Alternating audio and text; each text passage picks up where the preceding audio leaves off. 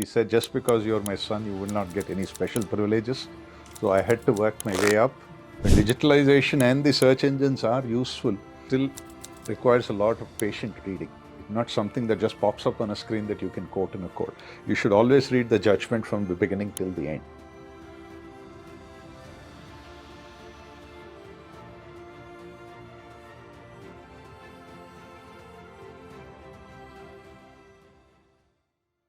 Hello, this is Meet MEENAMMA, and you are in the studios right now with a very candid interview with one of the most happening people that the city of Visakhapatnam has celebrated over the last many decades. They say a family can change the world, and this one wonderful person in my studio has come from a family lineage that is so strong and so soaked in culture and tradition of the city that I can only say it's a big salute to this person in my hot seat this evening. We have with us High Court Judge and a wonderful human being, eloquent speaker, a great spokesman for many, many, many ideas, and of course, an enthusiastic sportsman. And this is Mr. DVSS Somayajulu. Somi, how are you and how does it feel to be here? Feels good to be back to Vizag. Feels wonderful. This program is called Made in Vizag. Okay. And I think that you and your family and the lineage you come from, these are the greatest truths of Vizag, a family tree that is very deeply entrenched in the soil of Vizag. So what does Vizag mean to you, Somi? Vizag means everything to me. It made us what we are. It made our family what it is, what they are. And we have grown, prospered, and improved ourselves because of the city of Visakhapatnam and its culture. So when you say Vizag, do you feel like it is your cradle? It is the place where everything started and, will go on forever and ever. Forever and ever. It is eternal. As far as we are concerned, the values that we have imbibed because of the city are eternal. So, it's wonderful to see you here because we had asked a lot of people at random as to who are the people who made a difference to the city over the last 15, 20, 30 years. And your father and you, almost the names came up one after the other. Oh, that's nice. You're the son of the illustrious D.V. Subba Rao. Yes. We remember him as the mayor of this city. We remember him as one of the best speakers ever on earth, and of course a teacher to most of us, an enthusiastic lawyer, and he did very well at the Bar Association and took the level of, advocates to the global skies. Yes. So being the son of D.V. Subba Rao and the fourth generation lawyer in your family, what is the message you can give about the legal practice and your family to people who are watching you?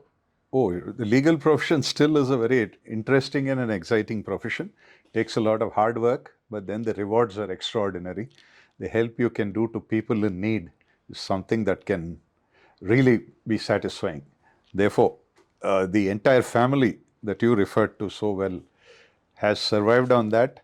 More than the money, the service that we could do to a lot of people, give them, access to justice and get them the relief that they wanted. That was the most rewarding thing in my career. I'm sure it was so in my father's case also. So, it's obvious that you were born in a family where everybody has donned the coat and walked into the advocacy.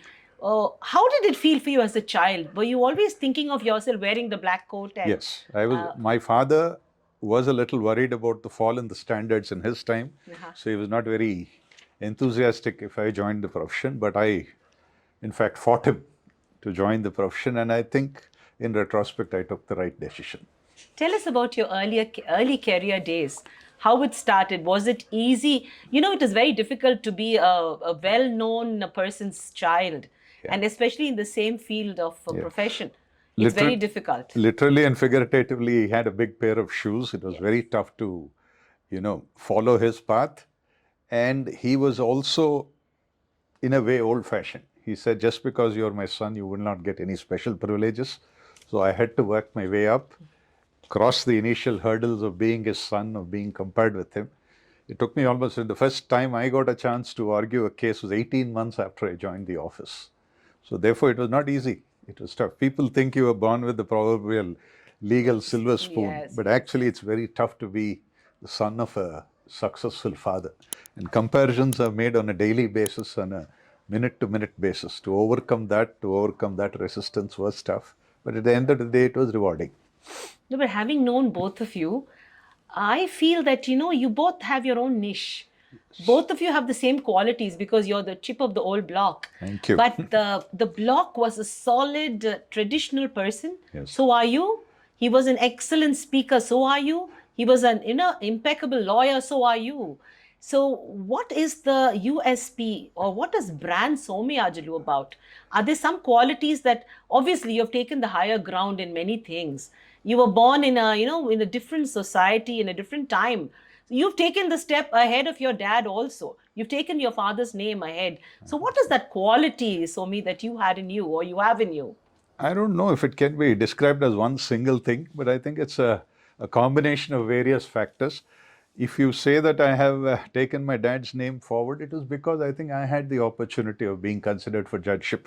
In fact, my father was considered for judgeship, but for some reason people thought he was very old then, far above 55. So he was not actually taken to the High Court. But in my case, it just happened that there was a Chief Justice who was interested in finding a good lawyer from the district bar to come to the High Court, and I believe when they made some inquiries in 2 or 3 places, my name surfaced. I think at the end of the day, it's the hard work and the integrity that makes a lot of difference. Unless you have a good name, you will not be considered, particularly when you're not from the High Court bar. So I think at the end of the day, it was the hard work and probably the values that I imbibed from my father that helped me come here. Tell me about that. I'm going to give you a date. What do you think of when I give you this date? 21st of September 2017. Oh. It's a historic date for our city because you know what happened. So let's tell the viewers how historic, how important it is. Oh, it was the day on which I was sworn in as a judge of the High Court. And in the state of Andhra Pradesh, this was the first time that a lawyer from the district court bar was actually elevated to the High Court, and I was sworn in on that day. If you look at it on a pan-India basis, maybe there were about 7 or 8 others like that. But as far as Visakhapatnam and Andhra Pradesh is concerned, yes, it is an important day for the first time that a lawyer from the district court bar has made it to the High Court. Therefore, in that way, it is historic. I would say that. Do you feel that Mufasal lawyers are given a step-brotherly treatment? I mean, why is this mindset in the country that only those who are not from the cities can do well, and district lawyers and Mufasal area boys and girls are not good enough? Why is this thought in the I'm glad I've retired from service. I can express myself. See, the general feeling that they have is that the district court lawyers are not very polished in their behavior or in their communication skills. Apart from that, they feel that many of the district court lawyers do not know about the constitution and the constitutional implications of the litigation in the High Court. So they somehow tend to look down at these district court lawyers. But in my opinion, I have traveled across the length and breadth of this country doing cases. Now, after my stint in the High Court, I can say that the district court lawyers, many of them, are as good as, sometimes even better than the High Court lawyers. Very true. Maybe they will not like what I'm saying, but this is a fact. After observing so many good lawyers over a period of time, I think they're on par with the best. Yes, of course. And I also understand that you dismissed 9,000 cases. Disposed. What do you call it? Disposed. Yeah. So is that a record by itself, Somi? I don't know if that is a record, but it was numerically a very satisfying figure for me. So I was there on the bench for 6 years. That's about 1,500 cases a year. And my endeavor was to render justice quickly and surely. So I think, I'm proud of that figure. I don't really know if that is a record because I'm not looking at the numbers. Yeah. I was just concentrating on disposing the case that has come to me to the best of my ability. And it was not just being the #1 lawyer from the city or the state, but you also were the president of the Voltaire Club. You were the, a trustee member of the Vishaka Music Dance Academy. You were on the BCCI legal committee. You were the president of the Andhra Cricket Association. And, also the public library saw you in a big role. So all this happened within a certain period of time where, Somi was everywhere. Somayajulu, you were the blue-eyed baby of the city. I still remember those days. Thank you. Every role you did such a fabulous job. And what did you think? Where did you think that, apart from your legal profession, which is the role which you enjoyed yourself as? Every one of them, a little bit of every one of them, I enjoyed myself. The Music and Dance Academy was something my father was passionate about, and I saw the pains they took to construct the Kalavarthi Auditorium. Therefore, I had a good time in that. The public library was something where I'm very satisfied with what I did. Even today, you will find 200 to 300 youngsters Yes. reading the periodicals on a daily basis. In this age when everybody is on the internet and not really reading books and newspapers. Even today, if you go there, you find about 200-300 people sitting every day reading periodicals, reading news.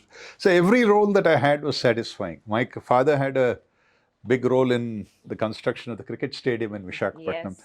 And I succeeded him as the president of the cricket. And I had the good fortune of being the president of the association when the first test match was held here. So every one of them were satisfying. And I think I was lucky. You are part of history. You see, your father was he was the manager of the Indian team to the Calypso series. I will never forget that. Yeah, 96. Yes, and he did such a fabulous job. I think it was just Calypso, the Jamaica, that trip. And I mean, somebody from Vizag leading the team as manager, it was a great honor. Yeah. And you must have grown up watching your dad in these different roles, isn't it? I come from a family that's not just passionate, it's almost mad about cricket. And even now, they're still discussing Walcott weeks and everybody and Bradman's averages. That's the family I come from. So all of us have this little weakness for cricket. In my dad's case, he gave up everything to be with the team for 3 months. Yes. He was a very busy practitioner of law, but then his love for the game was so much that he gave it all up and went. That was almost a 3.5-month tour. And he gave it all up. And he was extremely happy because he could meet the greats of the West Indies in West Indies, then travel with the team, be with them for 3 long months. So he was very happy about it. How are meal times in the Somayajulu Subba Rao house? Was it always? Did you all discuss law on the dining table? No, it was an open-ended discussion. Anything could be discussed. Okay, it was just open. So you never used to discuss your cases? No, not always. Okay. Because my father used to ensure that my mother was also involved or my wife was also involved. So he used to see that the conversation was something contemporary, something that was relevant to everybody. Yes, occasionally cases would come up. Yes. But he would not, he would see that, they were not shut out from the conversation. So it was just a mix of everything. Your wife is also a lawyer, isn't it? She's more a psychologist now because she's into family. So it's lovely to have a literate person to understand the wavelength, and the children have also been educated in such a way. I think your family is so wonderful. I mean, you tell us more about your family. A lot to tell. There's a family that has prospered and benefited from living in Visakhapatnam. My father, for example, he used to tell me that their house was right next to the Hindu reading room, which was one of those old, very famous reading rooms. And that's where they used to read all the periodicals, listen to when the radios were just coming into the city, listen to the commentaries on it. And they had a debating society there, where they practiced their skills and, honed their speaking skills. And he became such a proficient speaker. In fact, quite a few times he acknowledges the role played by the Hindu reading room and his classmates of that time. When he was in college, and that's how they started learning English, improving themselves. Although he came from a literate family, a family that was into classical literature and all that, still he said, the Hindu reading room, my group of friends, and the city of Visakhapatnam helped me better myself. And what is your message to younger generations?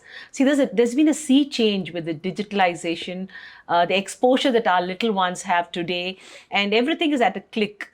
But your profession actually calls for reading cases between the lines, knowing, having your finger on the pulse. Yes. What is your view that that can help? Some kind of. While the digitalization and the search engines are useful, like you rightly said, it still requires a lot of patient reading. It's not something that just pops up on a screen that you can quote in a court. You should always read the judgment from the beginning till the end. You never know what was the factor that influenced that judge to give to this finding, what is known as the ratio of the decision. So you should also find that. And to find that, I would still say, although I'm a sound old-fashioned, that a good book, a good reported judgment, reading through it from the beginning to the end is necessary. Do you still think that being an advocate is a good, lucrative profession? It is a very, very good profession to be in. Not just lucrative, it is also satisfying.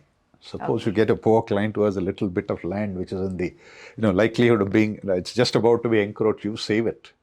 Yes. You're You giving have the that plot. power to help somebody. You have the power to help somebody. When they're knocking at the doors of justice, you guide them on the right path. Ensure that they get a good order in their favor. And that is one of the most satisfying things in this profession. Not What just is there one case or, something that you would like to say that was the most challenging moment of your life in your career as a lawyer?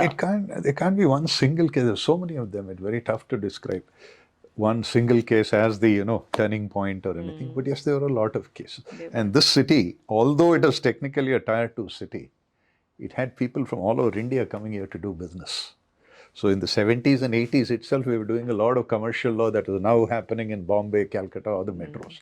We had exposure to all of that because we were in this city, the port, the steel plant, the presence of these public sector undertakings gave us exposure to all of these. You were like in-house of most of the PSUs, Yes. many private bodies, many banks. You were on the legal system for all these. Did you find any change, difference when you went out to Hyderabad? It's a bigger city. Did you see people's attitude in corporate legal systems different? Or everybody was kind of They the were same? roughly the same, only thing they were a little more, let me say, sophisticated or more worldly wise in their ways and a little more cultured. I think as when it comes to the core values like the law and the issues involved in law, it was the same. The presentation maybe was better, their court manners were better, Yeah. but otherwise they're all the same.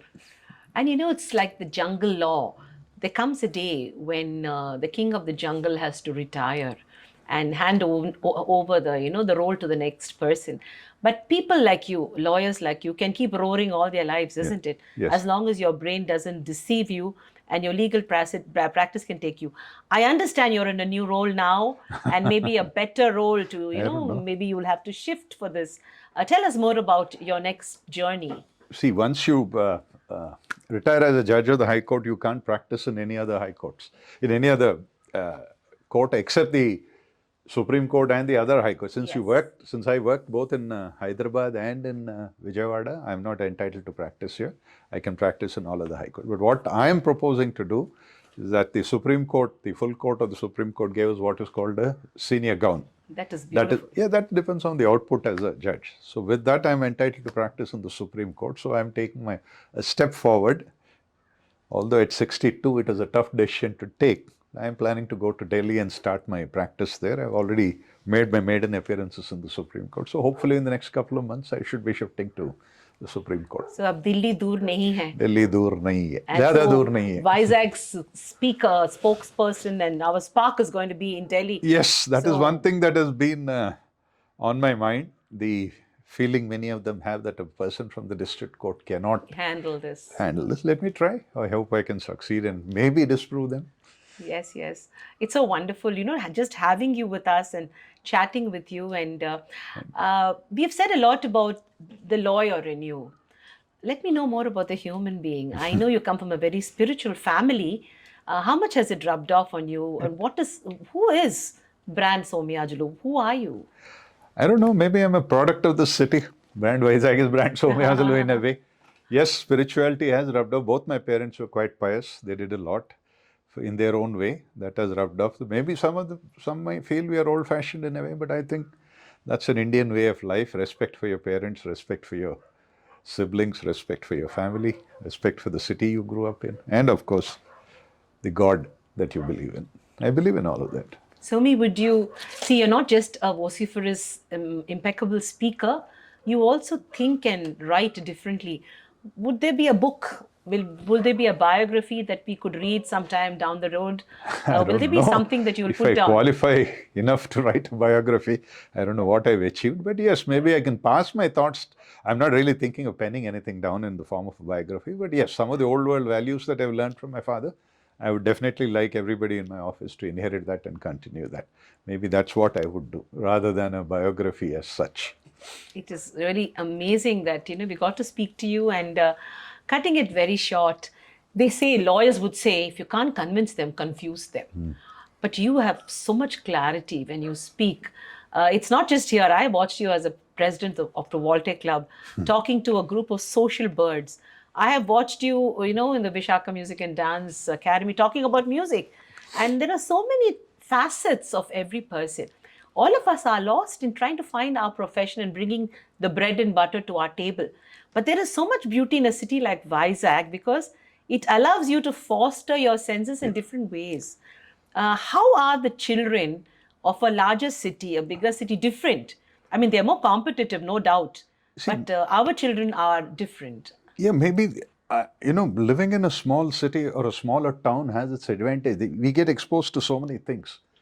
Like, the music and the dance culture of the city is something we all grew up listening to. Like, we had the Vivekananda Hall in the Ramakrishna Mission School, I which know, was the right? well-known. Yeah. Yeah, Yes. that's the school where I studied, where we saw all these greats performing. Then the Kala Bharati. Yes. And then you have a cricket stadium. Then you have a public library. So you have a chance to be exposed to so many things. Distances are not much. The city encourages you to grow. Therefore, I think living in a city like this exposes the children to much, much better things. Oh, Somi, in your parting sentence for the Meet Me Namma fans, what are the three things that you would like to give as the three qualities that every human being, irrespective of who they are, what they are, should possess? What will Mr. D.V. Subba Rao's son tell the world, and what will Somayajulu tell the world? Honesty and integrity in everything that you do. Respect for your parents. And the third would be respect for your parents, family, siblings. And the third would be a little respect to your culture and to God. These are the three things that I would say are important. That is really beautiful. Thank you. So, for all our listeners, this is a treat because this is absolutely unplanned. The flow was free, and we have a very beautiful soul in our studio. I hope for all our young friends who are watching, you've gleaned a little bit of how excellence is so humble and simple. So, big things come in small sizes, big people come with just simple smiles. Thank you for being with us, and this is Thank you. It was a Somayajulu. pleasure. Thank you so much. I have this simple branded cup from a very simple woman, and this is the Meet MEENAMMA cup. I request you, Somi, to sign it so that I can keep it as a pride possession in my collection of Thank cups. you so much. It's not as simple as you say it is, but thank you so much. Yeah, I hope that's. Yes, thank you. Thank so you. much. Thank you.